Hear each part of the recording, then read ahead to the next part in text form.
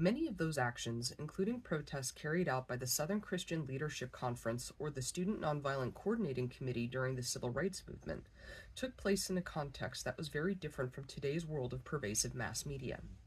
Today, people are much more accustomed to witnessing violence, including violence against protesters, as such imagery is shared widely on a regular basis, particularly through social media. The public has largely become inured to such imagery. The violence of the state in response to protest is rarely scrutinized to the degree that protesters are scrutinized. The idea that if you are defiant in the face of authority, you should expect to incur its wrath is firmly entrenched in our culture. When people who defy police are abused, we often hear people ask, what did they think was going to happen?